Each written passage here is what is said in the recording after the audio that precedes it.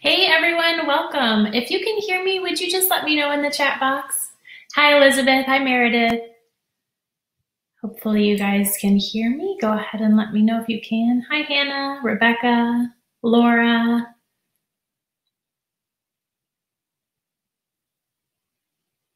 Can you hear me? Yay! All right. Sorry we got started a minute late there. I was having issues and I thought that you all weren't going to be able to hear me, but it looks like we are good. So I am so glad you're here. Whoops. Some of you are doing this already, but would you let me know where you are tuning in from? And then also it would be awesome to know what you teach. So go ahead and type that into the chat box.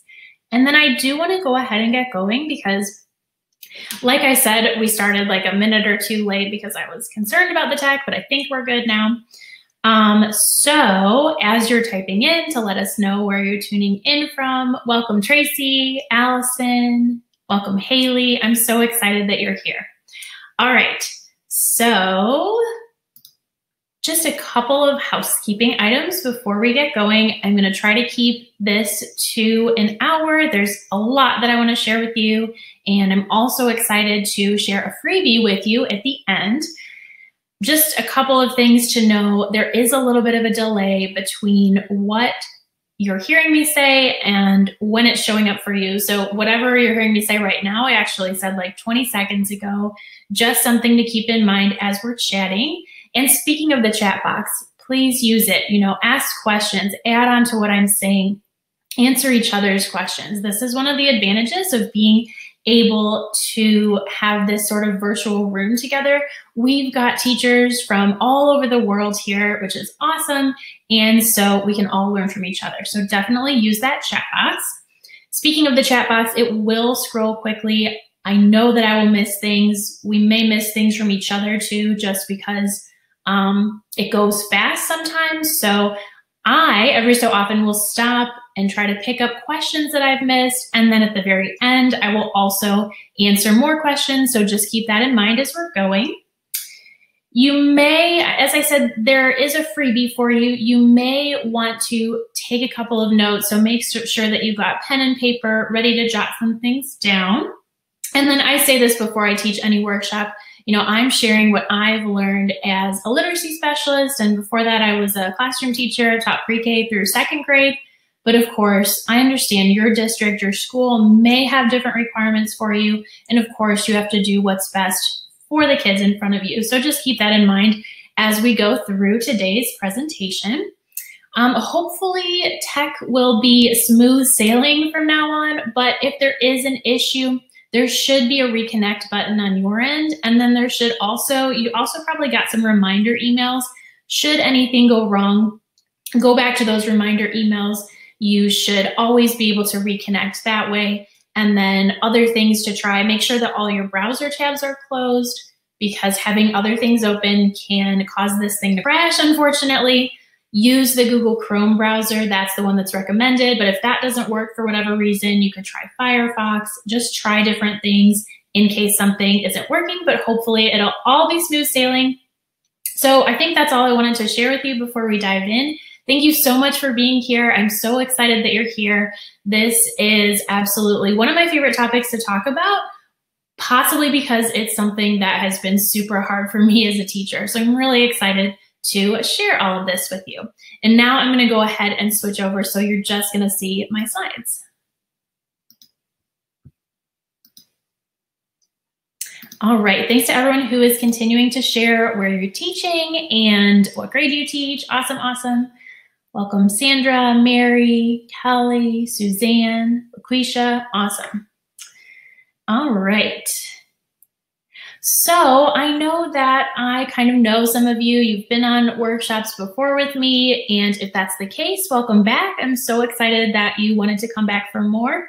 But if we're not acquainted, my name is Allison. I am a literacy specialist, and before that, I was a classroom teacher, actually started my career teaching pre-K in the public schools, taught kindergarten for several years, then moved up, taught first and second grade, and after that, I became a literacy specialist. I live in the Nashville area. I'm married. This is my husband, Jonathan, and we have 2 little fur babies. Sometimes they love each other. Sometimes they don't love each other. But that is me.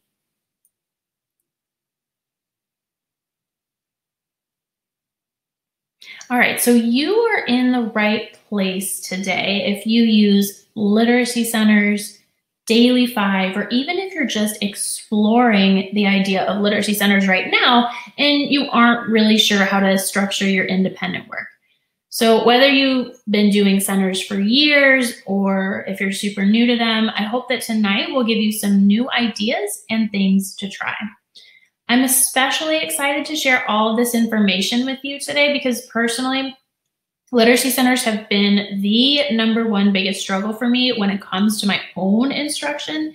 And I think that's because, the task of teaching 5, 6, 7, 8-year-olds to work independently and productively, that's just challenging, right? And I know many of you can relate to that. So right now, would you, in the chat box, just type to let me know what your #1 biggest challenge is when it comes to implementing literacy centers or Daily Five or whatever kind of independent literacy work you've got going on in your classroom. Go ahead and type that in. Let me know what your biggest challenge is.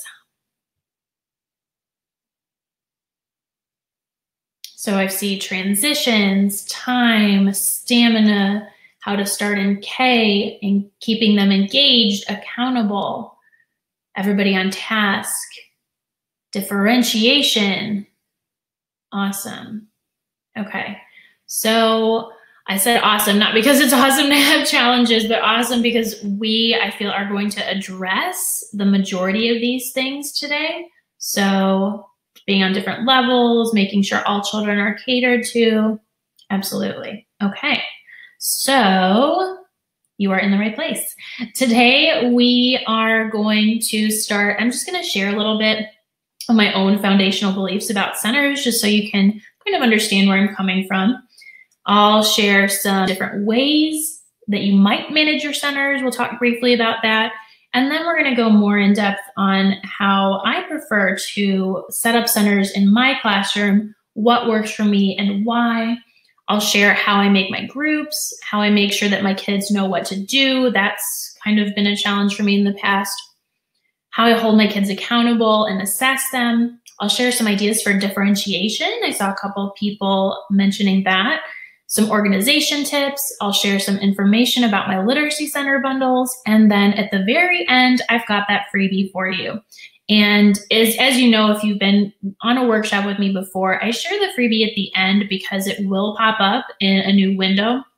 And again, you want to make sure that you have all your tabs closed so that this window doesn't crash for you. So I will be sharing the freebie at the end.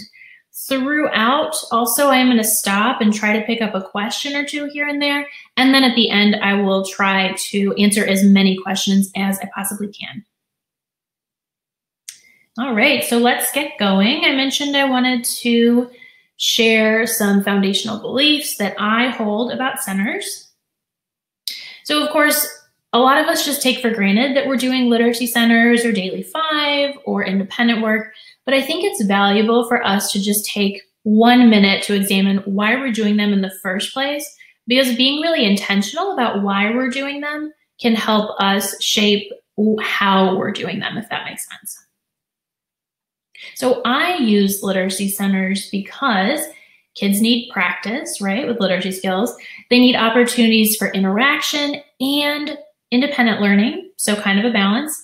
They need also a chance to learn independence. For me, getting them to work in literacy centers is, about the content and, practice, of course, but it's just as important for them to learn those independent work skills. And then, of course, we, as teachers, we need literacy centers because we need time to teach small groups or individual students. We need opportunities to see how students are doing with what we're teaching, right?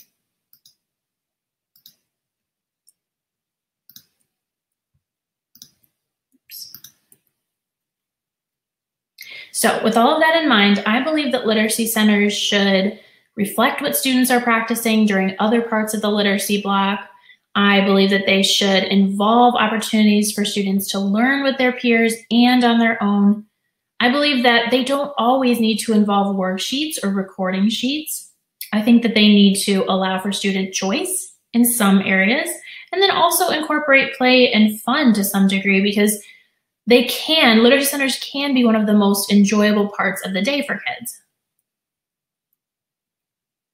Okay, I'm seeing some people have a welcome screen. Just gonna double check.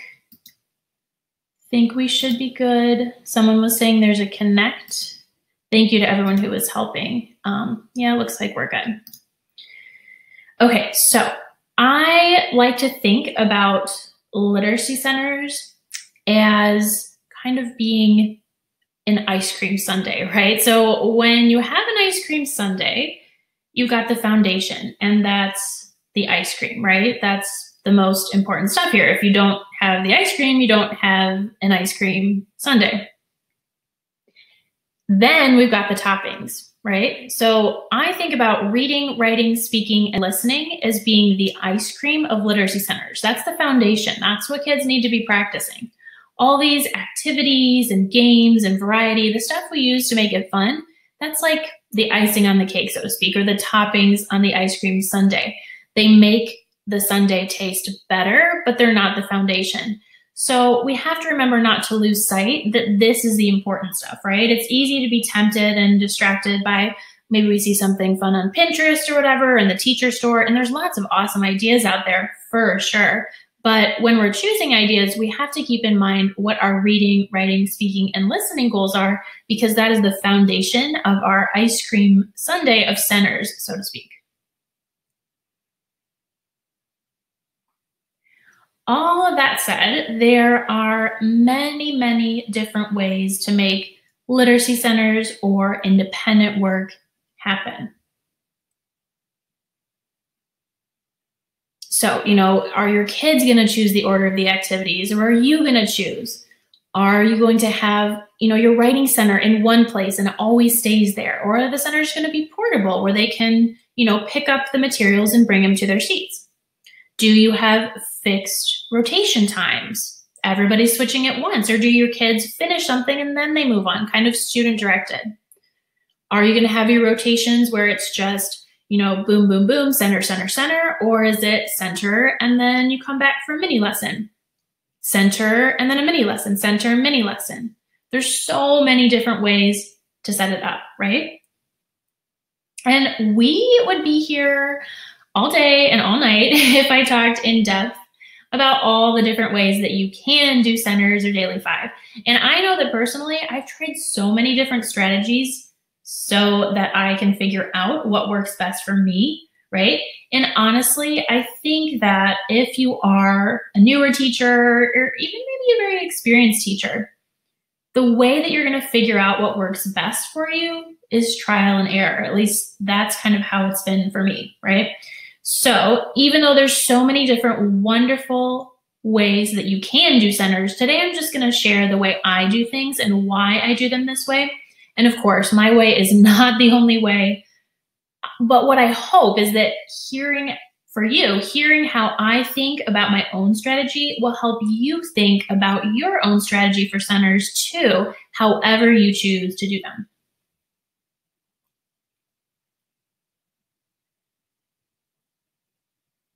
All right, so in my classroom, I have 6 centers and they stay in one place. So there's like a physical space for the writing center, a different one for the listening centers, and so on. And these are the centers that I typically use. Got independent reading, reading response, word work, listening, writing, partner reading, and then for kindergarten, I do like to have like a dramatic play area. It can also be something like music, art, play, something along those lines. You notice here that independent reading and reading response are separate. I'll talk more about that later, but that's on purpose because in the primary grades, when kids are responding to reading through drawing or writing, that tends to take a while. So I want to make sure that they have that dedicated time for just independent reading. So that's why these are separate. And then I also want to point out that these are numbered and they are ordered intentionally. So the kids always like rotate through these in the same order because it kind of gives them, usually they visit 2 to 3 centers a day, and it'll give them a mix of different activities. So we've got like, if they go to centers 1, 2, and 3, they've got reading, they've got some degree of writing, they've got word work, or here, this is listening to reading, writing, partner reading. So it's kind of a mix of activities no matter which, set of centers they go to because they're organized this way. And you probably also noticed that I did not include a teacher station in this rotation. And this is because I pull guided reading or other small groups during this time, yes, but I pull kids from different centers. I just call their names or their group name if they know it, and then they come to me. And I'm going to talk about this more in depth later on in the presentation, but kind of in a nutshell, and again, I'll go more in depth. I create groups for my kids to rotate through the centers in, and the groups are set up so that the kids have a similar ability partner and a different leveled partner that they can possibly work with depending on what the center task is. But again, we'll go more in depth about this later. Okay, so let's imagine that right now you're in my classroom. Obviously, would love to invite you in, but that's not possible since we have people everywhere. But let's imagine you're in my classroom. We're about to start centers. I'm going to take you through step by step what's going on during that block of time. So first of all, it's time to start centers. I have my kids get their stuff. They bring their independent book bags to all the centers because a lot of activities involve them using books in those centers. As I know some of you use my Literacy Center bundles, so you probably already know, even in the Word Work Center, sometimes they're using books that they've read, partner reading, independent reading. They're using books from their book bags.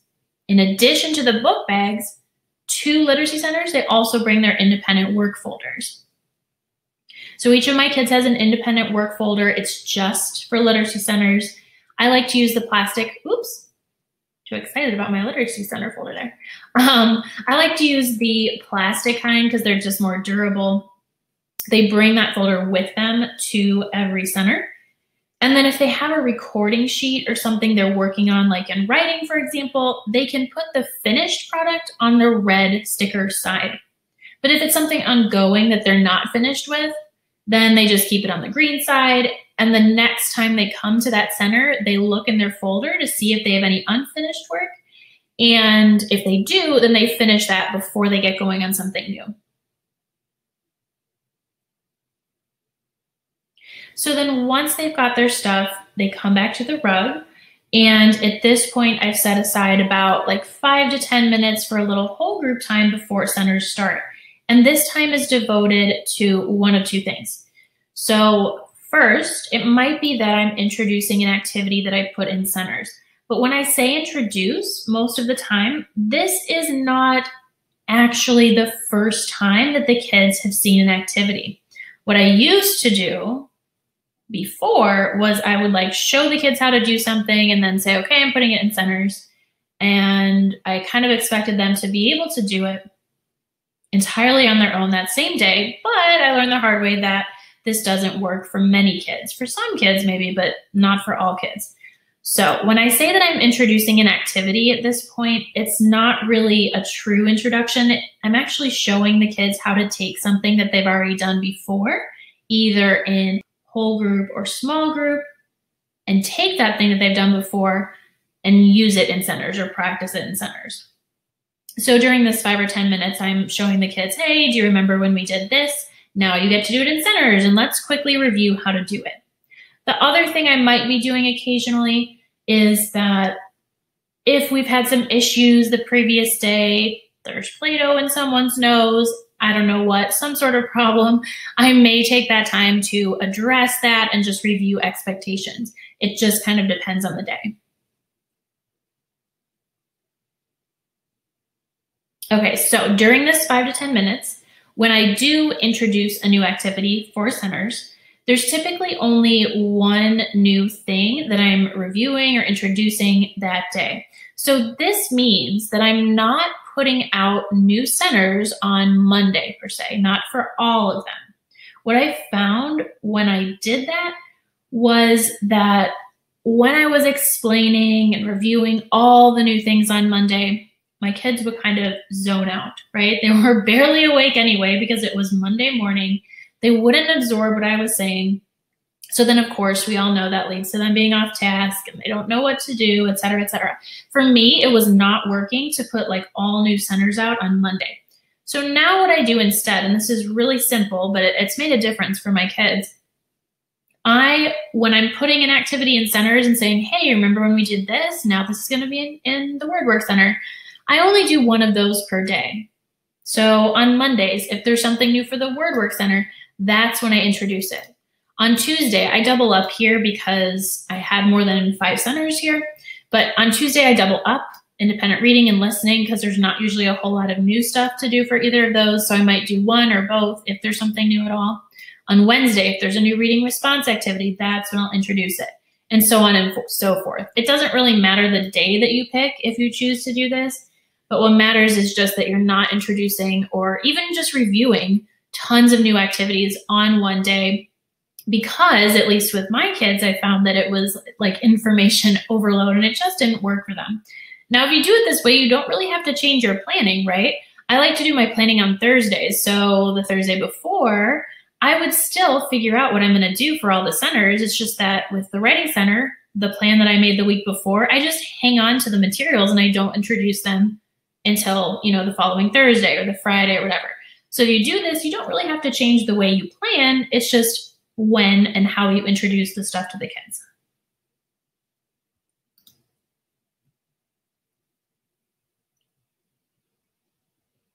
Okay, so going back to that experience of you being in my classroom, imagine that I've introduced whatever the new thing is for the day or reviewed it really. And so now it's time for my kids to actually get to centers. And I have in the past used a pocket chart for this, but now with the interactive whiteboard, I think it's really nice to have it displayed on the whiteboard so they can all see it. They know what their centers group is. I may have it posted. Again, these are mixed groups, which I'll talk more about later. And they see, okay, so for my first rotation, we are going to independent reading or respond to reading, stuff like that.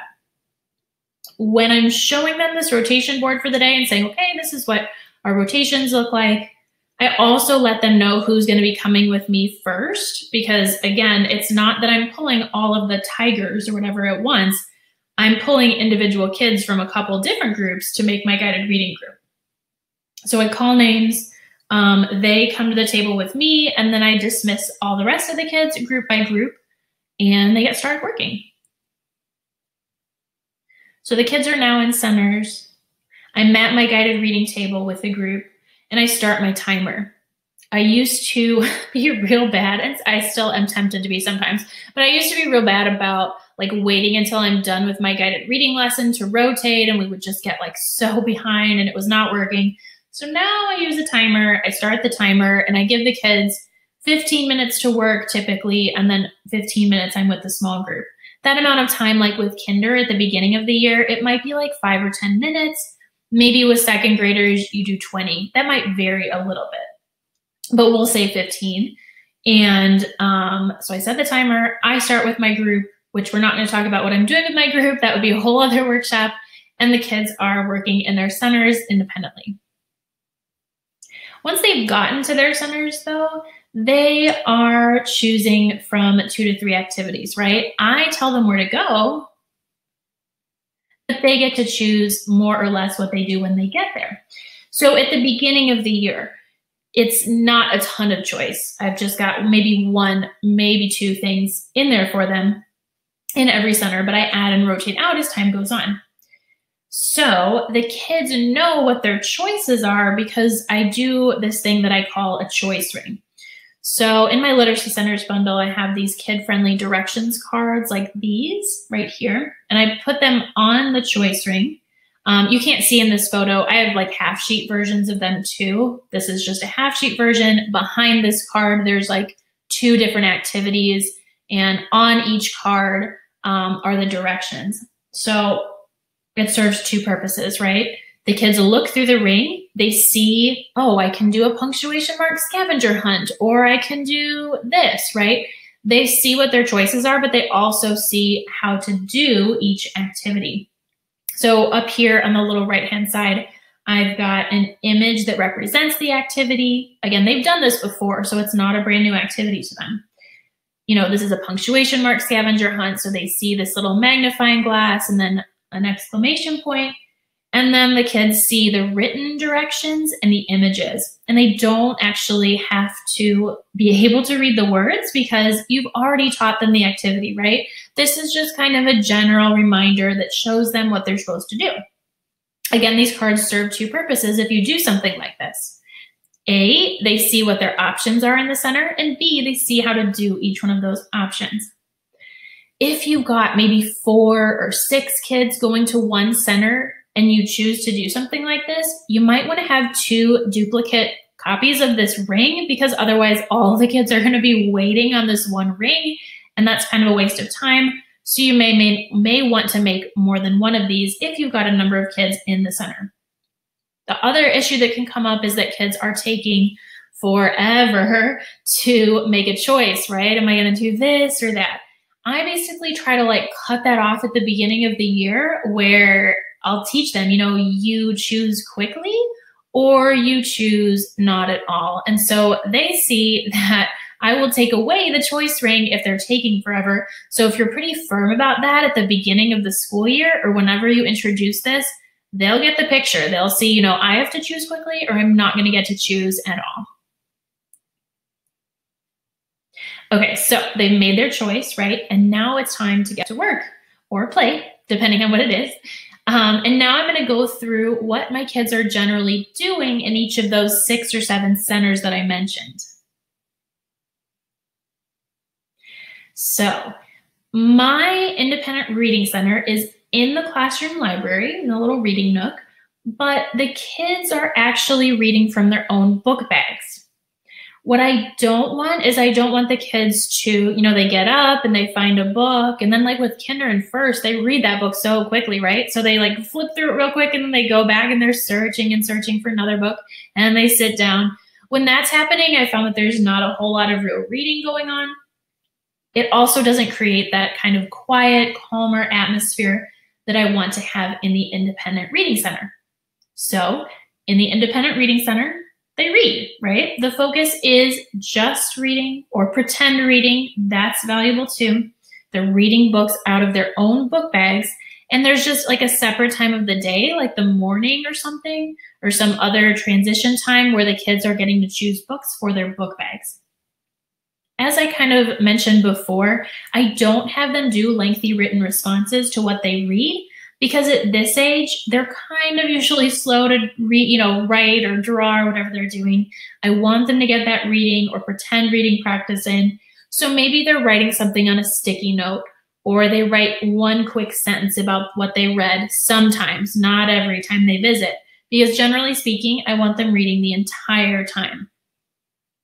But if you're doing centers that are like 15 minutes long, that's a long time for a kindergartner or a beginning first grader, maybe even a beginning second grader to read independently, especially if these little guys, if they're not really reading yet or they're just reading those really simple, quick books, that's a long reading time.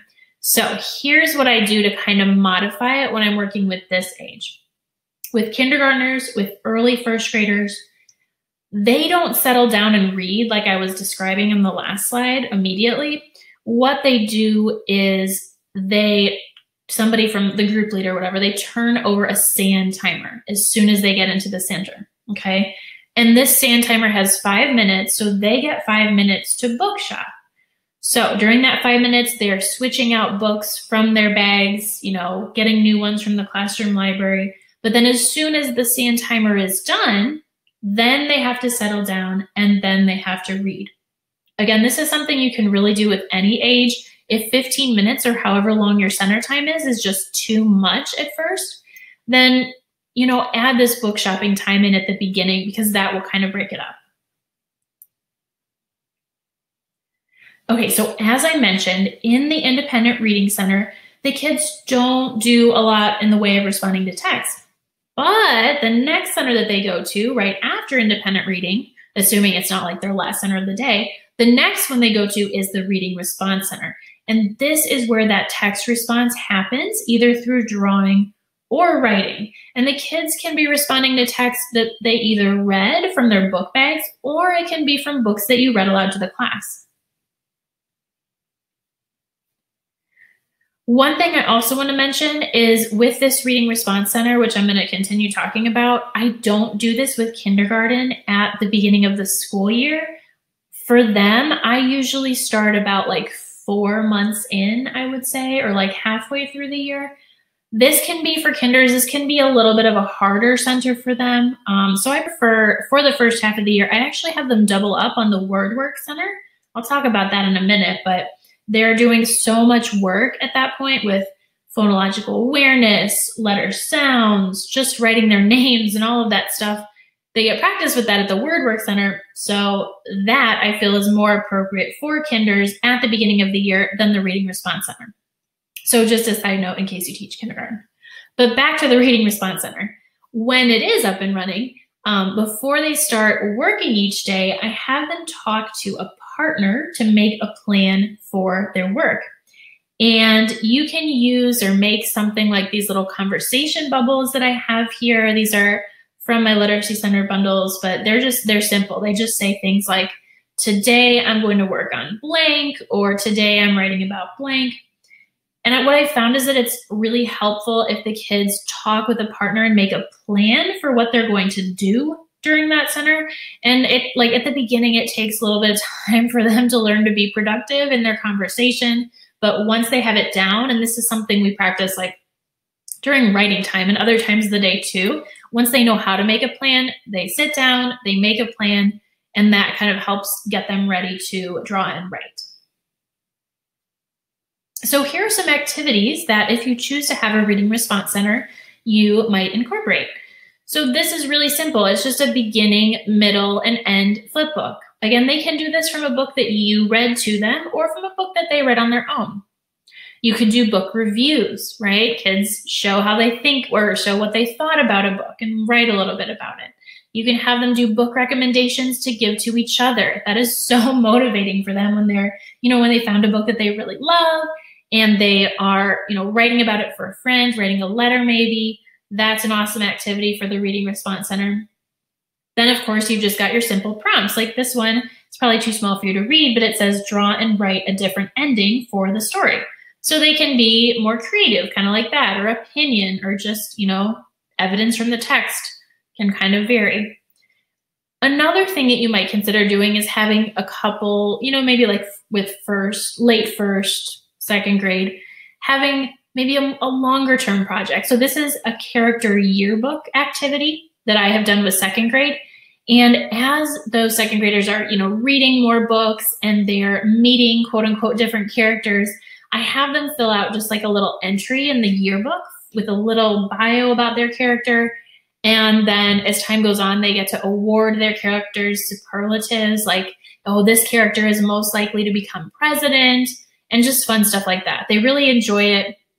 It's fun, but it's also valuable because they're taking evidence that they got from the text and they're writing about it. So that's more of an extended activity that, maybe they write in, fill in 2 boxes a day, and then that goes on for like a week or 2. Okay, so then I also mentioned the WordWork Center. I do want to say that I have a separate dedicated time for word study at a different time of the day. And at that time, as long as I can, I see kids in small groups for word work instruction, dedicated word work instruction. So this WordWork Center that happens during literacy centers is just another opportunity for them to practice what they're learning. If you don't have a WordWork or phonics program already, I like Words Their Way. Jolly Phonics has good stuff for teaching kindergartners the letters. And I also have heard some good things about Fundations, but I haven't personally used it yet. So in kindergarten, the WordWork Center is more about letters, phonological awareness, writing their names. And then as the year progresses, it turns more into like actual working on words, as the name suggests, for those kids that are ready. This is like an activity with Kinder. It's a cookie sheet activity where they're matching, wag, let's see, what was it? Yeah.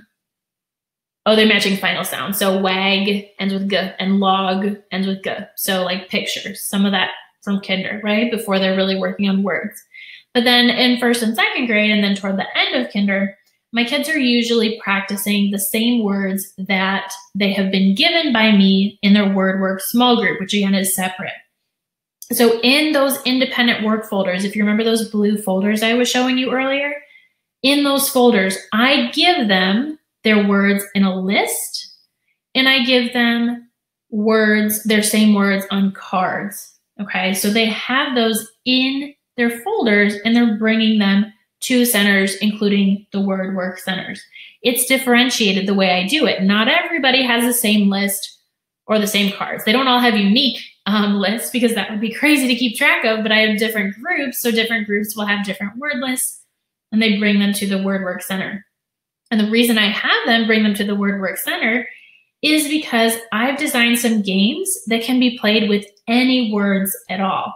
And if you use my Literacy Centers bundles or the word work portion, then you already know that your kids bring the words and then the differentiation is done, right? So this spelling race game, it doesn't matter what stack of words they bring. The directions are the same. You teach the game to all the kids, but then they're practicing words that they actually need to work on because they're bringing their own words to the center. Another thing I just want to mention about the Word Work Center, this is when we have like a lot of games and stuff. I prefer to have my kids play games with a partner as opposed to like a group of 4 or 6. 6 would be a big group. But the reason why I like to have them do games in partners is just because A, it gives them more practice opportunities, and B, it also helps keep the noise level down a little bit.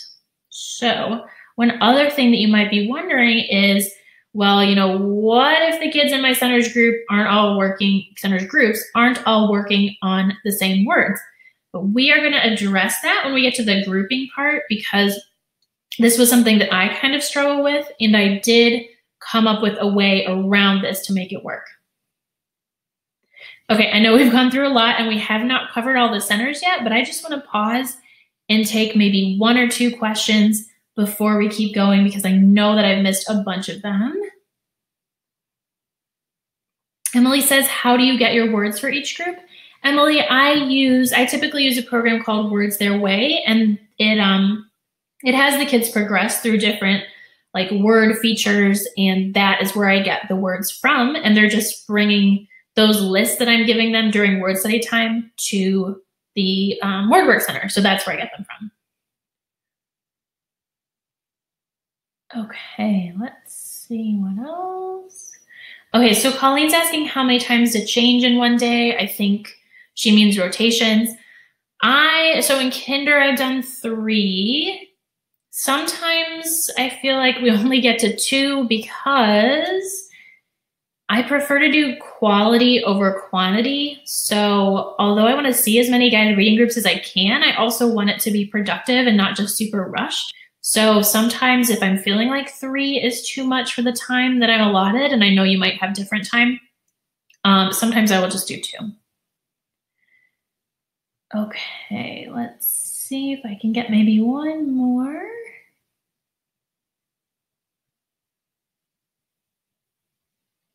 So Yvonne is asking about kinder, and Yvonne, I did mention, so like the reading response, don't do that with kinder. I don't do that with kinder for the first part of the year. No, we have a play center. With kinder, it's not necessarily that we're coming out of the gates, like doing all of this, definitely not. It's definitely pared down, especially at the beginning of the year. At the beginning of the year, we're not even doing centers. I'm teaching them simple things like, you know, you can practice making your letters with Play-Doh, and that's the Word Work Center. Independent reading, it's just pretend reading. We definitely don't come out of the gates with this at the beginning of the year. We learn simple activities. So depending on what grade level you are, you might have to take this and just, you know, make these ideas applicable to where your kid's at right now. Okay, no, I've missed some more, but I definitely will return and get some more questions. So next up is the Listening Center. And, you know, maybe you have cassette tapes or CD players. That's what I started with. But now typically I use computers for my Listening Center. And in your freebie, you're going to get a list of some different websites that you might want to use for your Literacy Center, and a number of those are free. So in the Listening Center, just like with the Independent Reading Center, the focus is on reading, or in this case, listening to text. It's very simple, but it's valuable because it exposes kids to new vocabulary. You know, the reading voice is modeling fluency for them, can even teach them content area material like science or social studies concepts. However, because it's so simple, I want to make sure that my kids are actually engaged and they don't get bored of that center as the year goes on. So I want to also have some kind of accountability measure so that I can see that they're actually thinking about the text that they listen to. I don't want to have them make them write a huge thing every single time that they listen to a story or a book, but I want to kind of, still have an eye on it. So I developed these little tracking systems for the Literacy Center. And at the kindergarten level, it's super simple. We don't start the year with this, but as the year goes on, every time they listen to a book, they get to color in a little bubble on this half sheet. And when they fill up a half sheet, they get to color in an animal on their reading zoo sheet. So it's very simple, but it helps me see how many books they're listening to. And they also really love getting to color in the animal. It's just kind of a way for both of us, me and the child, to track their progress. Very simple, but something that you can add to the Listening Center if you feel like as time goes on, maybe it's getting a little blah, or you want to hold them accountable. In first grade, it's kind of the system I have. These are from my Literacy Center bundles, by the way. The system that I have is a little bit more complicated, but not too much more. Every time they go to the Listening Center, they may listen to 3 books or whatever, depending on how long it is. But for one of those books, not every book, but for one of them, they get to fill out a page in their little outer space book. And so I have a different booklet for each planet. They're super easy to put together, but it's Earth, Mars, whatever. And so as they go through this book, they get to write a sentence about whatever story they listen to, whatever book they listen to. You can also have them draw a picture if you want, but it's for only one story or book that they listen to every time they visit the center. So that kind of cuts down on the amount of time that they spend responding and increases the amount of time they have for just listening. So after they finish one of these planet books, they get to blast off and go to the next planet. And I have this tracking sheet where they, get to show that they completed it. I have a little rocket stamp.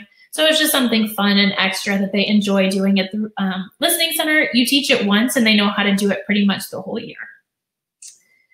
For second grade, kind of a similar thing. I have a passport system.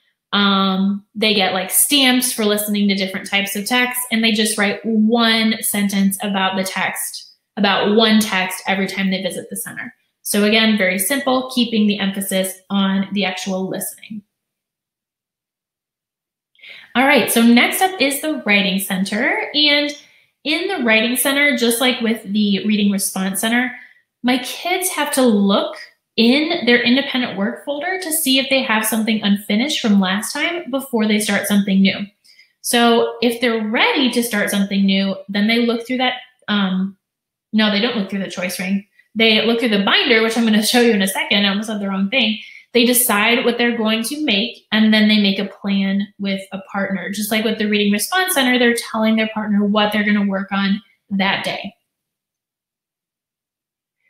So in the Writing Center, I do have a separate block of, in the Writing Center, we are working on the genre or some of the same concepts that I'm doing during my separate writing block. This is not the only opportunity that kids have to write during the day.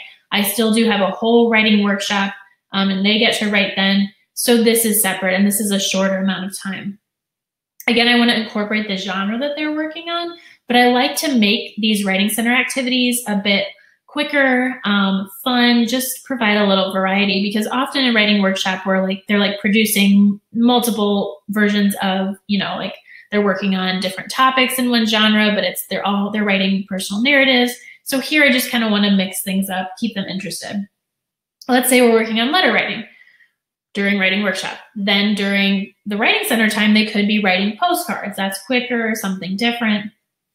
Or let's say that we're doing opinion writing during writing workshop. During the Writing Center, maybe I have them do a little this or that opinion piece where they get to choose, Would you prefer to live in a place that's always hot or a place that's always cold? And they get to choose one and write about it, right? So it's still opinion writing, but it's just a variation from what we're doing in Writing Workshop.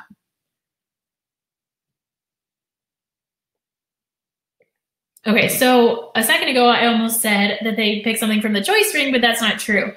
All of my centers have that choice ring where they're getting to choose what they do, but the Writing Center is a little bit different. Instead of a choice ring, they have a choice binder, what I call the example binder. So what I found is that in the Writing Center, it's really helpful when I show my kids actual work examples so they can kind of see what's expected. And then, of course, I also want to remind them, how to make each project and give them, basically a little checklist here. So that's how I came up with the example binder. And this is just a very thin binder. I don't have like tons and tons of options for them in it because that can be overwhelming. I've just got like maybe 3 in it, maybe 2 to start the year. But I've got these page protector sheets, right? And so this is like a little animal photo research project that I think is from Kinder. And I've got a photo of an example of that project. And then on the back side, I have like ideas for them and tips. So they can look at the front to see an example and then look at the back just as a reminder for what they're supposed to do. So I have 1 page of these for every writing project in here as an option. Again, just, 2 to 4 of these. If you try this, you can keep the rest of the pages. You can prep them beforehand. Like these are for my Literacy Center bundles. If you've got that, you can prep them and print them out beforehand, but just don't put them all in the kids binder. Keep them in your own binder and then rotate them in as you introduce them. So in addition to the example binder in the Writing Center, I also have some different supports for the kids, like maybe, here's an alphabet chart, here's some words related to school, little editing checklist. What I did here, I didn't want to always have the same tools up throughout the year because their needs changed. So I took a trifold board, which I've seen on Pinterest or something, but instead of gluing stuff to it, what I did is I took these page protector sheets where you can like pull things in and out, and I glued the page protector sheets to the board. So now, like this editing checklist, I can just physically like take that out and then put something else in if I want to switch it out throughout the year. So instead of just like gluing the things to a board or putting them up, if you glue page protectors to a trifold board, then you can just take in and out these little visuals and supports and words that the kids are going to use. You can rotate those easily throughout the year. So now let's talk a little bit about the Partner Reading Center, which is a lot of fun. In the Partner Reading Center, my kids start by reading or pretend reading with a partner. And at the beginning of the year, I teach them that they have different choices. I show them that they can echo read, they can choral read, they can take turns reading, they can make up a story, right? Even beginning kindergartners can partner read. There's a lot of different options. And then after they have some time reading with a partner, depending on how old your kids are, maybe you say they read 1 book or they read like a chapter. It just depends on the level of the text that they're reading. But anyway, after they spend some time reading with a partner, then they get to choose a quick activity that they can do with their partner. These options are on the ring of kid-friendly directions so they know what their choices are. And they might be something like, with kindergarten, play letter detective. They get to have a magnifying glass. In the little case file thing, there's the letters that they're supposed to look for, and they use a big book, something like that. They can act out with little puppets the story that they just read. That would be something that I would model for them first. Or as they're getting older, maybe they reread part of a text that they were reading together and they give each other feedback on their fluency. Or here's a little comprehension game that I've played with my kids. It's 2 truths and a lie or 2 facts and a fib, where they read something together and then they write like separately. They write 2 truths and then 1 fib or 1 lie, and they read them to each other and their partner has to figure out, which one is not true. So this is especially great for nonfiction. These are all simple things you can incorporate into the Partner Reading Center. Okay, so last but not least, we have the Dramatic Play Literacy Center, which can also include, maybe music or art, or maybe you've got a science-themed literacy center. This is just something flexible. And I do think that play is super important, especially at the kindergarten level, maybe first grade too. I do like to have a little kitchen in my room when I teach kindergarten.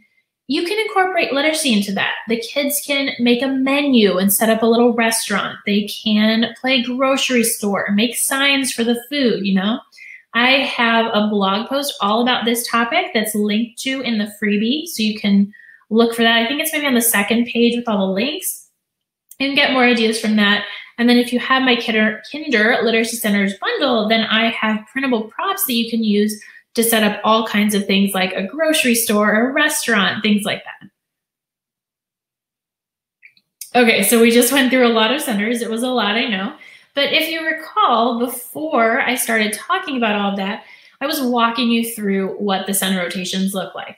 So one rotation is over, the 15-minute timer has gone off, I've finished teaching one guided reading group, and then the rest of the kids, they've just been in one center this whole time. So now I set the timer again. At the beginning of the year, we start with like 3 minutes to clean up. As time goes on, I try to get down to like 2. When the kids are finished cleaning, they sit back in that same center. They put one finger on their lips to show that they're quiet, and then their other finger points to where they're going next. So that way, A, they're quiet, but B, I see that they know where they're supposed to be going. And remember, they're looking at this, so they know where they are supposed to go, but they're pointing, they've got the other finger on their lips, and, I'm providing positive feedback. I see that so-and-so is ready, so-and-so is ready. This cleanup timer goes off, and then they're supposed to be all done, sitting and pointing. I say who's coming to me, and then they rotate. So that's basically how it goes. We just went through rotation 1, but then they go to rotation 2, and then they go to rotation 3. Again, I prefer quality over quantity, so if you feel like 3 or however many you're doing now is too many, then just pare it down and see how that feels. So following round 3 or round 2, whenever the end is, right? Everybody cleans up, we all come to the rug, and then we have sharing time. And that's just maybe like 5 minutes. But during the sharing time, I allow them to bring any products from their independent work folders or books from their book bags that they would like to share. And they have a couple of minutes to share with a partner. And then after that, 1 or 2 students share something with the whole class. Sharing time does a couple of things, right? It creates an audience for their writing products or projects. Any sticky notes that maybe they wrote while they were reading, they can read it to a friend.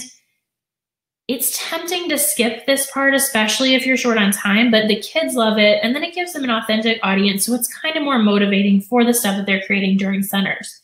If their behavior was way off during centers, though, I will take sharing time away because this is kind of, a fun part, a privilege.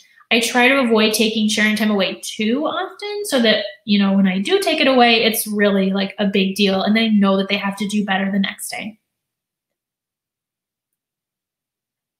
All right, any questions?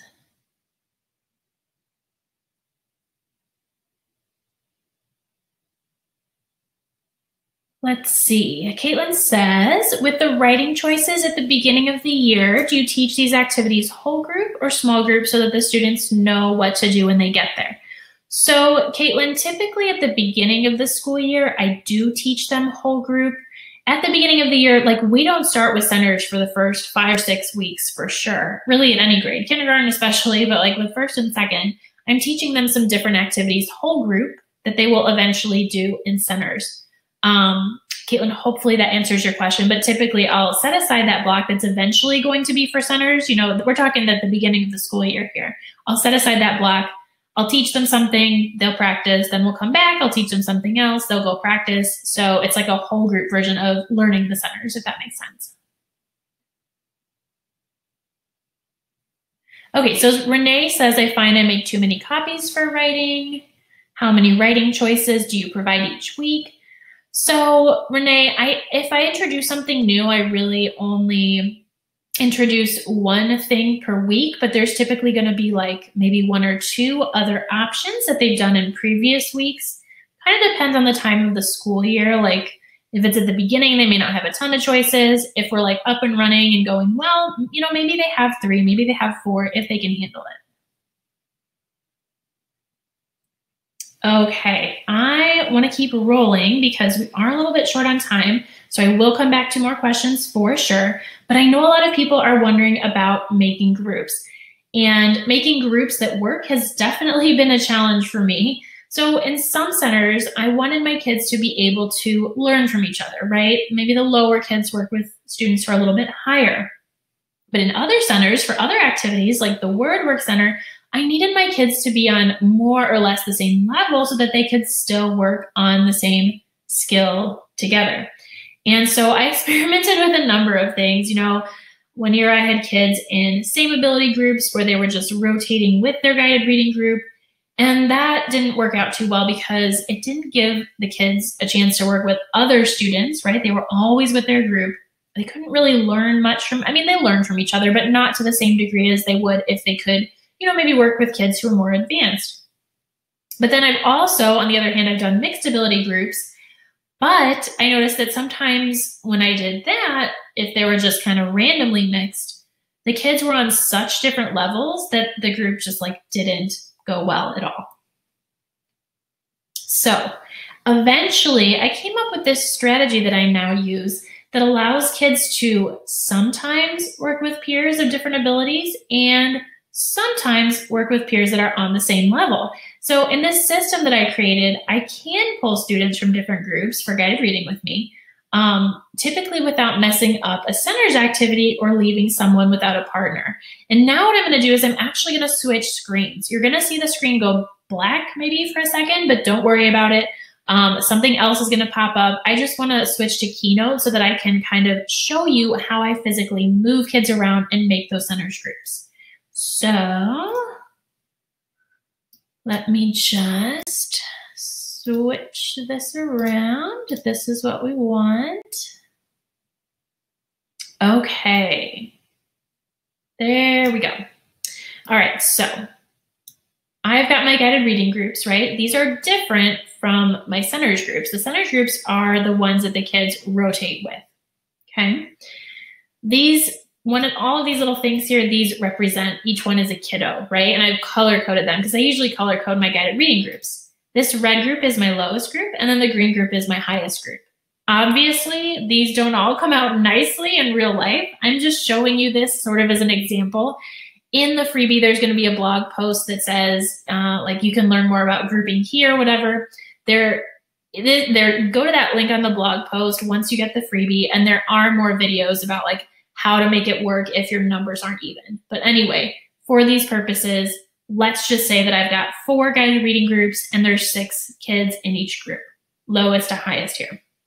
So I've got my red guys and these are the lowest, right?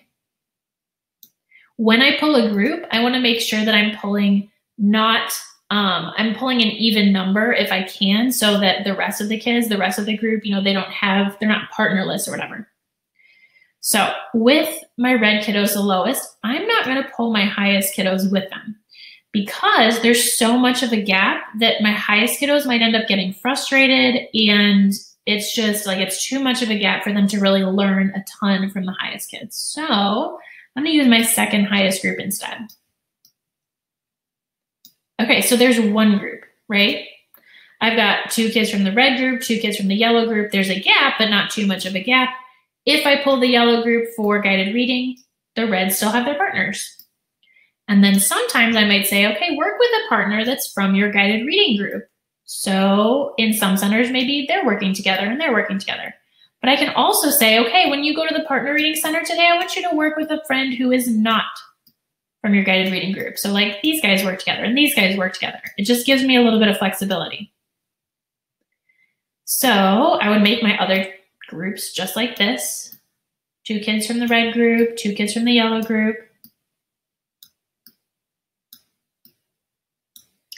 And then for my last groups, I'm going to take, very similarly, I'm going to take 2 kids from the orange group, 2 kids from the green group, and then I would just make the rest of my groups this way.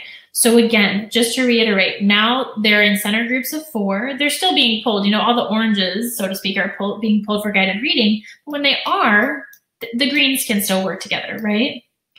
And then when I'm doing my schedule, I just kind of look at it to make sure that, okay, so when I'm pulling the orange group, I don't always want them to miss the same center. So, you know, maybe the first time in the week they get pulled during writing, maybe they miss the word work center another time, right? They're going to miss something, but it's balanced so that they're not always missing the same thing. All right, I'm going to go ahead and switch back to the other one. Again, if you need more help with making those groups, there is a link in your freebie that you're going to see that has some more videos, and you're also welcome to email me too if I can help you out with that in any way. Okay, so LaQuisha's asking, are the centers to be done every day? So we have center time every day, LaQuisha, the way I do it, but they don't get through all of the centers every day. I don't have something, you know, every time they visit the writing center, it's not necessarily something new. I structure the activities so they're kind of open-ended. So they may, you know, there's choices and they may visit the writing center again, even though there's nothing new, but they don't visit every center every day.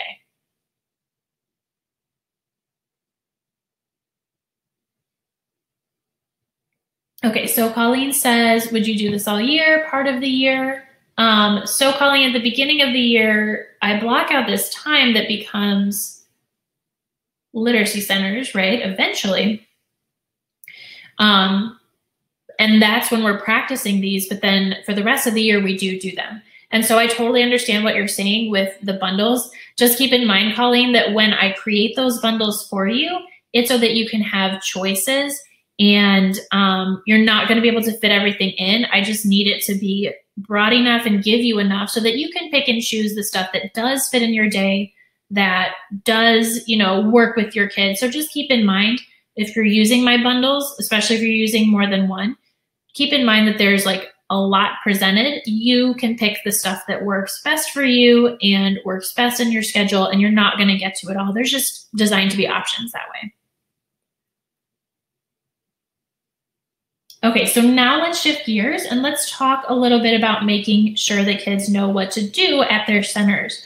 Because I feel like kids forgetting or not doing the activities correctly has been one of the biggest problems that I've had personally. So first and foremost, the hardest lesson I've had to learn is that my kids have to practice any activity in whole group or small group before I introduce it to centers. So what I do, I just took a little screenshot here out of my schedule. This sample schedule is from the Literacy Center bundle, but I kind of plan out, you know, the plans change for sure, but I plan out what I want to happen or what activity I want to introduce in each center every week, right? So I'm able to look ahead. So let's say that it's week 15 or whatever, I'm looking ahead to week 15, and in week 15, I want to introduce the I Spy games for partner reading, where kids are, you know, playing a game with their partner. I spy a word that blank. I spy the word that has the ing ending, stuff like that. So if I know that during week 15, I'm going to teach or not teach, I'm going to introduce that to centers, then that means that in weeks 13 and 14, I need to introduce that to the class. And it doesn't have to be a huge lesson. Maybe during shared reading or after shared reading, I say, hey, boys and girls, I spy a word that has the ing ending. Does anybody know what word it is?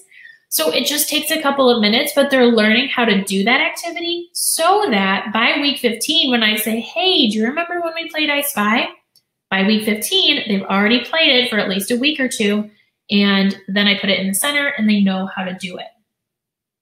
So for this reason, this is why, you know, it's not always perfect and things change or whatever, but I try to have somewhat of a plan so that I can look ahead and say, okay, this is coming up, so now I need to practice this with them.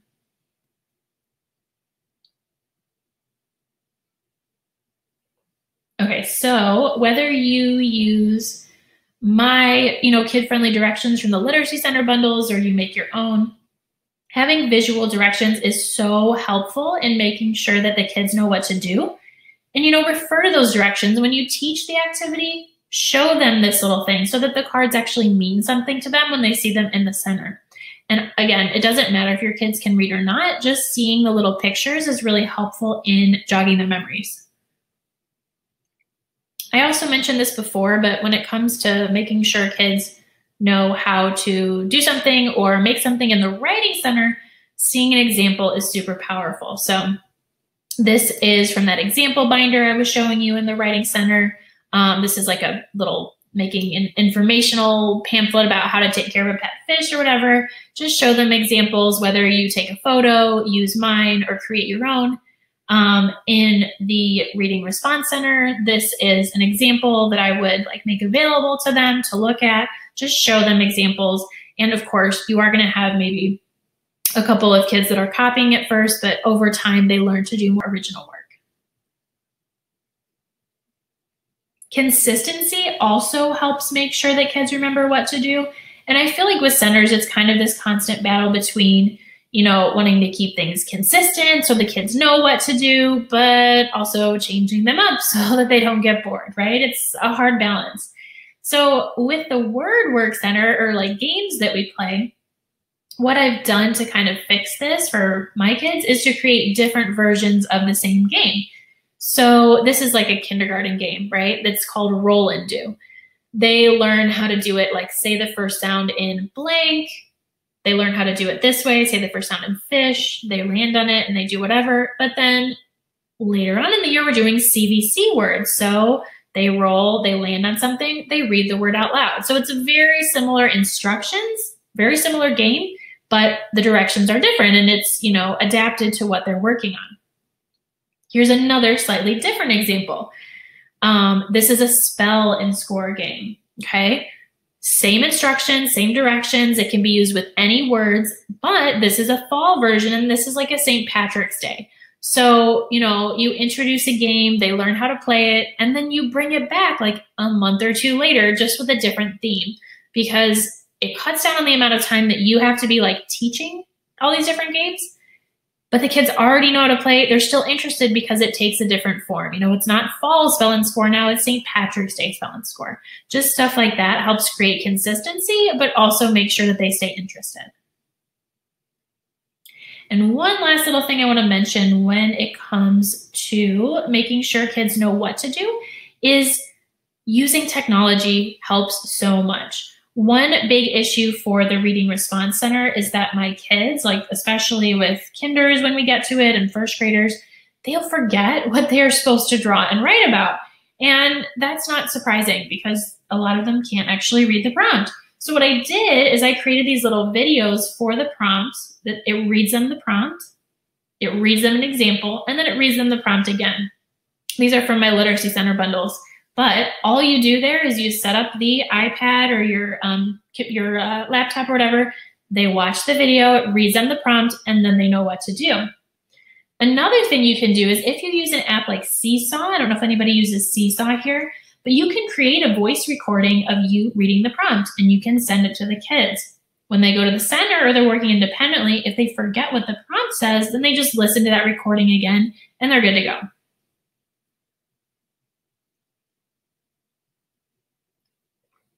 Okay, so now let's talk about that tricky issue of holding kids accountable and also assessing their work in literacy centers. So here's the thing about literacy centers. The purpose for them typically is to get kids to practice. And I don't know about you, but when I practice something, I'm not always doing it completely, right? I'm learning. So here's an example. I like to learn new workouts, but when I'm learning how to do a new workout, I might practice a little incorrectly for a while until I figure it out and can do it correctly. So my point here is just that literacy centers are similar to learning a new workout or learning anything, right? Our kids are not going to do everything correctly the first time. This goes for their academic work and it also goes for their behavior. And as much of a perfectionist as I can be, I can't expect their learning or their behavior during centers to be flawless because it's just not realistic. At the same time, I want to be able to see how my kids are doing as they practice. It's not, you know, a free-for-all where I just cross my fingers and hope for the best, right? I have to have some way of checking in with the kids to see how they're doing. This is also important for them because they need to see, hey, you know, Mrs. Ryan is checking in to make sure that I'm doing what I'm supposed to be doing. And so one way of checking in is by looking over students' written products. The Writing Center, the Reading Response Center, sometimes some of the other centers that I've shared about, they will have written products that I can look over, you know, not always, but sometimes. And as I talked about earlier, their finished work goes in the red side of the folder. You know, I can pull out their finished work and review it. I'm not issuing grades, but, you know, maybe I'll write a little note to them or put a smiley face on it. I can, this is in your freebie, by the way, which is coming pretty soon. I can mark on my own little checklist how their work looks, right? And just kind of keep track of it from so on, you know, from every so often, see how it is over time. But again, I'm not issuing formal grades for it because it's just practice. And speaking of that checklist, if you use that one from the freebie that you're gonna get, you'll notice that there are also components of it where I assess student behavior. And when I'm talking about student behavior, I don't just mean like acting out per se. I use that word behavior to encompass all sort of things like, you know, is a child sitting quietly and not bothering anyone, but they're not doing any work, right? And that's an issue of behavior too. That's all part of the learning process, getting to, you know, work well with their peers, get the work done. That's all stuff that I'm looking for.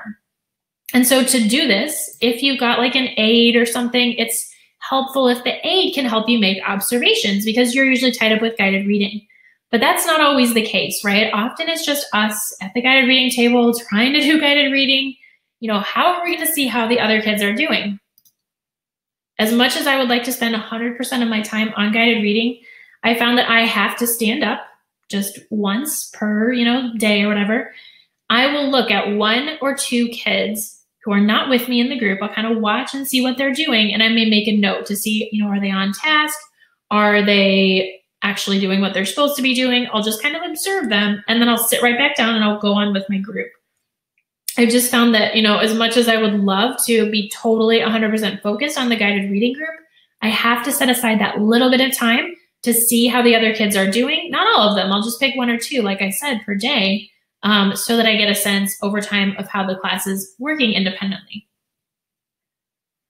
It's also helpful if you want to have your kids self-assess, maybe once a week, see how they're doing, how they think they're doing with their center's work. And then if you have a child who's really struggling, maybe you have them do this every day, or maybe after centers, they come to you and you talk about how they did during centers that day. This form is in your freebie for you. And I also want to say that not every center activity that I use personally, not every center activity has a solid accountability piece. You know, a lot of them don't have recording sheets or worksheets. For me, literacy centers are a time for practice, and I want to check in with my kids for sure, but I just don't have time to review a worksheet for every single activity. And then if they're used too often, recording sheets or worksheets can take away time that the kids could be, you know, reading or doing some other type of learning that's not worksheet related. That said, I know that some of us may have administrators that are super, you know, super into accountability. Try using technology with centered activities. If you've got some that don't really have a written product or whatever, the kids can make a video of themselves like retelling a story, or they read and they record their reading. They send it to you, right? They take a photo of words that they made with magnetic letters. These are all activities that ordinarily wouldn't have something that they turn into you, but if you use Seesaw, you can use that technology to provide some sort of accountability if that's something that's required by your administrators. Okay, I am going to skip questions because we're getting to our freebie. I want to make sure we roll through the rest of this because we are a little bit over time. But real quick, differentiation ideas.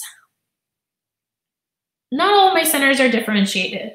Some things like the independent reading center or the partner reading center, those are automatically differentiated because, you know, I have procedures in place where the kids are bringing their book bags to the center, and I've taught them how to pick books that are a good fit for them. The word work center, at least in first and second, that's also automatically differentiated because the kids are bringing their own words to the center. So some of that differentiation is already built in, at least the way that I do it. When I do differentiate, there's a number of ways that I do it, but I like to use color. As I said before, my guided reading groups are color-coded, so that's super helpful too. Just use the same color. You know, maybe you use those yard sale stickers. Those are great. These are like lunch meat containers that I saved and washed out, or plastic baggies, color code them that way. You could actually print the words or whatever on, or the activities on different colored paper, or use different colored folders. If you color code your guided reading groups, it is super helpful if you want to differentiate that way in your centers. And then I also want to quickly go over some organization tips. Lots of different ways to do it. My way is pretty simple, I think. It's just what works for me. Of course, you do what works for you. But I keep a binder for each one of my centers. And so in that binder, the first page is a list of materials. The second page is the schedule. Like I said before, I try to have that schedule set out, and it definitely changes, and I write all over it and, you know, fix stuff and remove stuff and whatever. But knowing what's coming next helps me get ready and know what we need to be practicing that week to get ready for the next week.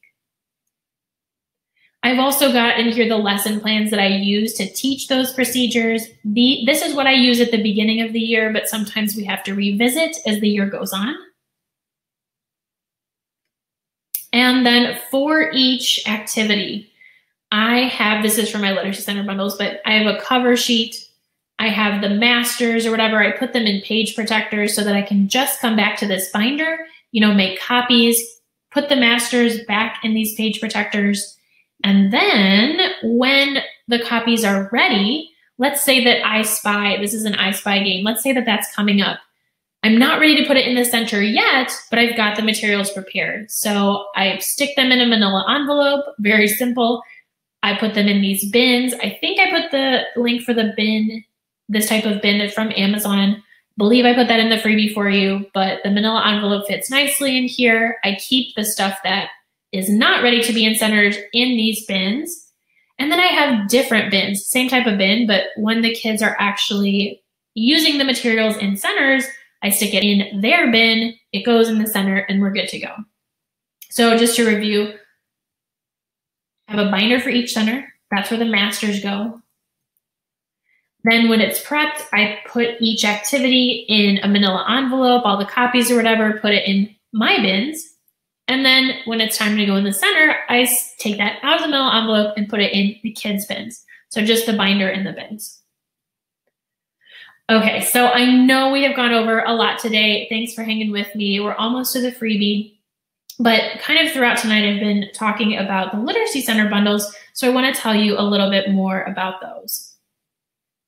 I have these for kindergarten, first, and second grade. And each bundle has materials for all 6 of those centers that I talked about: the Partner Reading Center, Independent Reading Center, Reading Response Center, Writing Center, Listening Center, and Word Work Center. And even if you don't have all of these same centers, the purpose, as I was kind of mentioning earlier, there's more in here than you're going to use in one school year, right? But the purpose is to provide you with options so that you can choose what works best for your kids. So in designing these bundles, I did have a couple of goals. First, I know that it's so time consuming to prep for centers. It just makes sense if you've got like this comprehensive set of activities so that you, again, can pick and choose the ones that best meet the needs of your kids, because we all know that every class is different. Second, I wanted to provide you with activities for your kids that are meaningful, but that they're structured so that they can actually do them on their own, right? And I also pulled my own lesson plans together so you can use the same lessons that I use to teach my kids how to do those activities instead of you having to reinvent the wheel, so to speak. And then, of course, differentiation is much easier when you have options that you can just choose from and print. Then again, it gives you more time to focus on figuring out, okay, this is what we need, and this is what this group needs. If you're going to differentiate, instead of having to A, figure that out, and B, find or make activities for every single group. That's super time consuming. So these activities have been tested by my kids. They're designed to be really meaningful. And going back to that original metaphor I mentioned about the ice cream sundae, reading, writing, speaking, and listening, those are the basis of these centers. These are fun little twists and activities to keep kids interested throughout the year. The resources are designed for sure to last all year long and then some. Again, you choose the activities you like best because you've got a lot of options. The other thing I want to mention is if you're looking at the Literacy Center bundles and you're looking at the cover sheet for each activity, there is a little section that tells you how to differentiate, right? So like with this one, you have some kids search for letters and other kids search for sight words or whatever. It'll just show you how to differentiate simply. And then in many cases, like with this word spinner activity, maybe some of your kids are working on short vowel word families. Fine, they use this one. You can teach the same activity, but then some of your kids need to work on more complex, like vowel spelling patterns, trigraphs. You can print out just the same thing, but with more complex words. And then again, for me, one of the hardest parts with centers has been getting my kids to remember what they're supposed to do. So I've got the kid-friendly directions for you. I've got all the materials for making the example binder. You just print them out.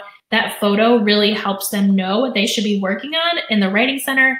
And then these little pictures are also a good reminder for what they should be doing with each activity. I know that you might already have some centers that you use for sure. We probably all have some, right? And of course, you can go on Pinterest and find a billion awesome centers. But what I wanted to do with this resource is I wanted to give you an organized system that creates structure, consistency for your kids, and for you too, right? I know we're all endlessly searching for stuff. I want to help you stop that search and pull everything together in one place. So I have a link for you. Okay, I'm going to put it up here, but I will also email it out. So if the link does not work, not to worry. This is an expiring link though. So 4 days from now, or until 4 days from now, this is going to give you 25% off any of these bundles. But then when the 4 days are up, that's going to expire. If this link doesn't work for you, not to worry. I will put it in the email too. Watch for that email from me. It's also going to have the freebie and it will also have the recording link. I'll put that in there for you so you can kind of revisit it.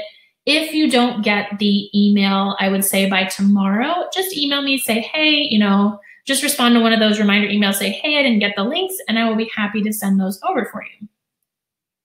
The freebie link is also going to be in that email. Let me put that up here for you now. Again, if it doesn't download or it's not working for whatever reason, not to worry, that will be in that email. Wait until tomorrow, and if you still don't get that email by tomorrow, just shoot me an email and I'll send everything over. All right, so it has been a long one. Thanks for hanging with me. If you have to go, I totally understand. But if you are able to stick around, I would like to answer some more questions. So I'm going to kind of scroll through and see what I missed. But if I haven't answered your question yet, feel free to retype.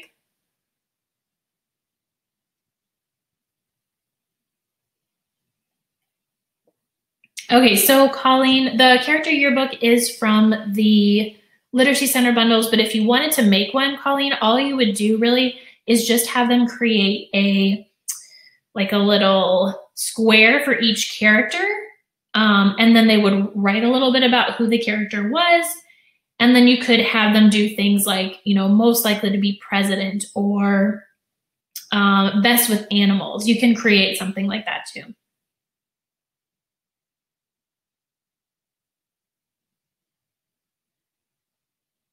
Adina, I'm so glad this was helpful. Thanks for coming. I'm gonna go ahead and turn the camera back on so I can talk to you guys. All right. Okay, so Catherine, there is going to be a certificate and that is going to get emailed out to you. If you don't get it by tomorrow, definitely go ahead and email me. Just let me know that you didn't get it and I will send it right over. No problem. Okay, so Courtney says, how do you control behavior in the centers? Courtney, a lot of it for me, the way I do it is at the beginning of the year, I really start by spending a ton of time teaching procedures and expectations so that by the time we are doing centers, which is not until like 5 or 6 weeks down the road, those procedures are kind of in place. And I also, Courtney, try to start very simply. So a lot of times I found that behavior issues are really issues with like kids not knowing how to do things or something being too easy or too hard. So I kind of watch them and try to adjust the activities as the first step. Okay, Renee, somebody was asking for the link. I'll put that link up again for you. Again, this is going to get emailed out, so just watch your email too. Okay, Damaris, thank you for coming. Okay, so Alexis says, do students have general center folders or specific folders for each specific center? So Alexis, I just do one folder because I feel like I would kind of lose track. I think that you can do specific center folders. It's up to you, but I like to have just one so that it's all in one place because I sometimes have trouble managing, all the different folders or paperwork, whatever. Caitlin, I'm so glad that this was helpful. Thank you for coming. Thanks, Courtney. Okay, so Zainab, I hope I'm saying that right. I'm so sorry if I'm not. Just correct me if I'm wrong. Any suggestions for a teacher who teaches a bridge class, 1 and 2 grades with literacy centers? Yeah, so that definitely is a challenge, having both grade levels. So I would definitely make sure that when you're choosing activities, make them more or less open-ended. So like with independent reading, that's pretty open-ended. The kids can, you teach them how to choose books that are right for their levels and they bring that and they read. Or with the games, use general games where the kids, again, can bring words that can be played with any game. I would just try to have your centers be structured so that they're a little bit open-ended and easily differentiable, if that's a word. Because otherwise I feel like you will be creating so many different activities or finding so many different activities if they're not open-ended like that. So Cherish says, is it too late in the year? I honestly think that you can start anytime, right? If literacy centers are something that you want to try out, like spend a couple weeks teaching procedures and routines, maybe after like a long weekend or a holiday break or whatever, come back, kind of start fresh.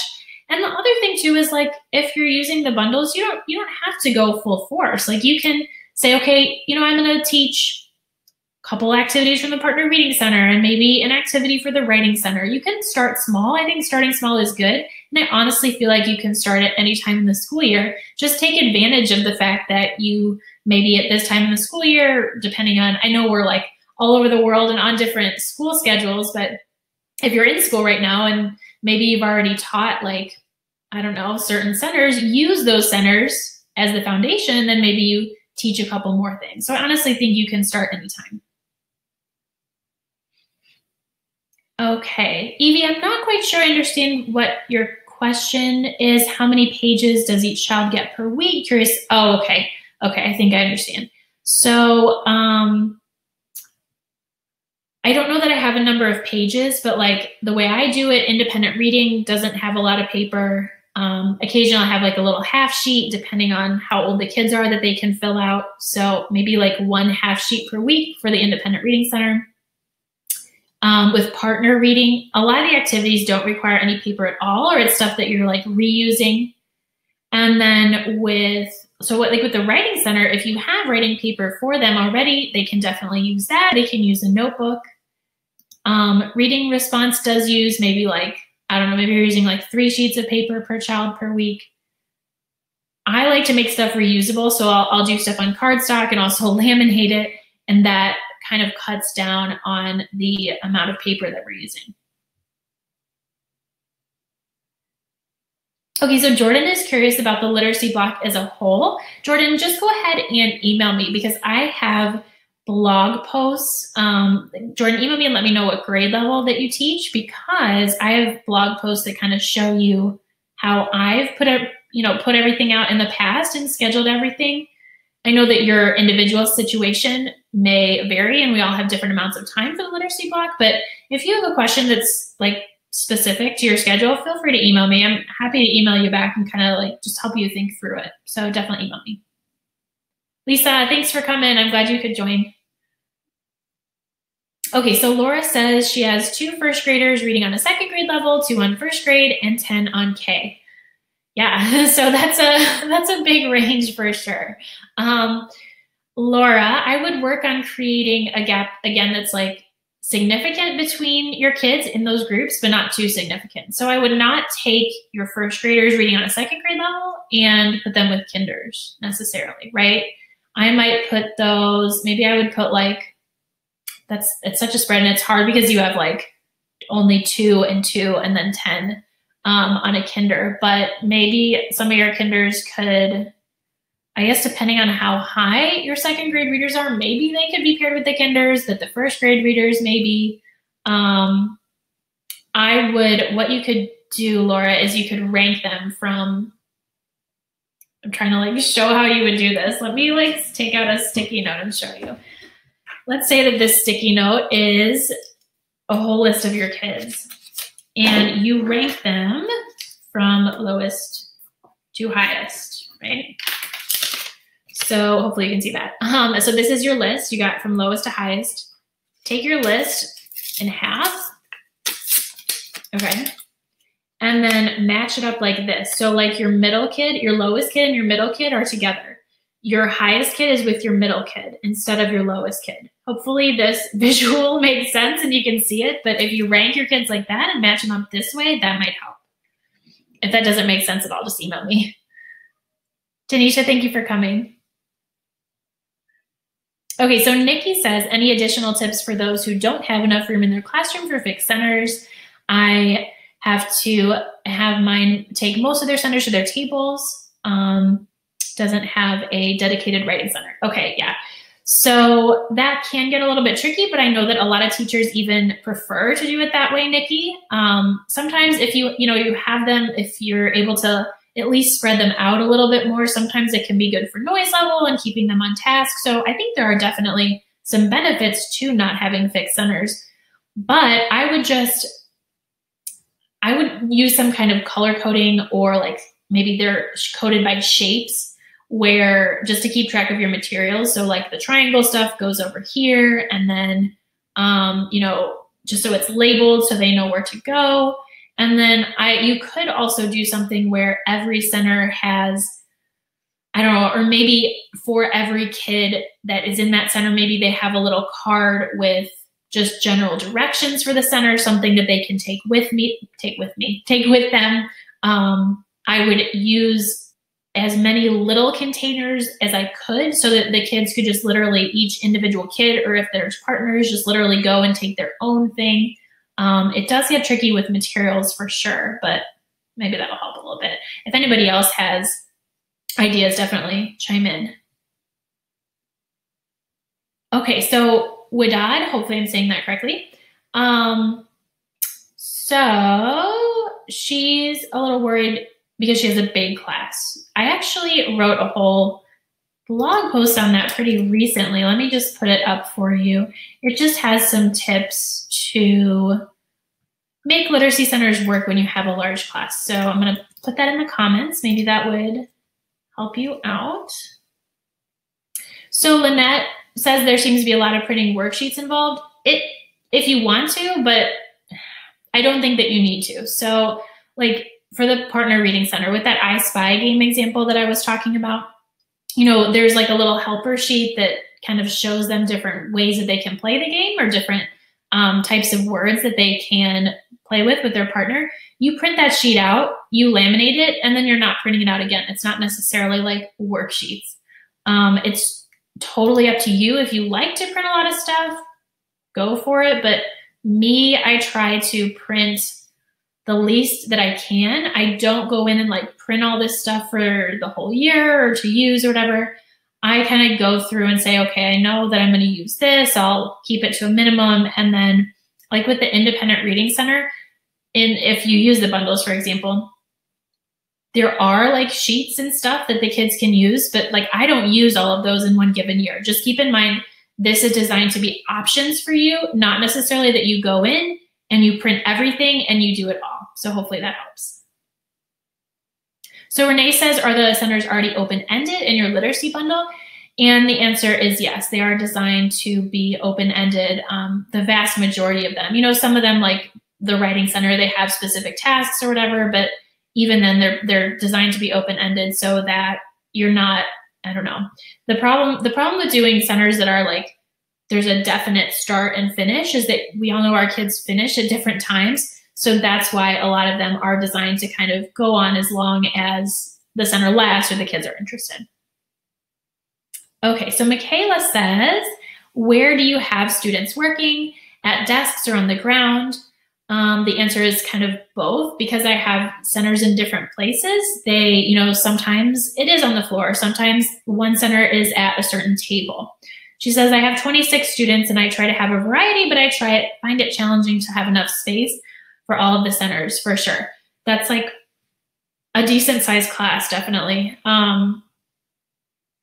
Not sure. It's kind of hard to give ideas without knowing what your physical space is like, but I think that's a great idea to have variety. You know, maybe you kind of separate the centers by, even if one center is on the floor, pretty close to another center, you know, one group's at a table, one's on the floor. If you can use furniture to kind of create boundaries, like low furniture, you know, bookshelves or whatever, that helps too a little bit. Okay, let's see.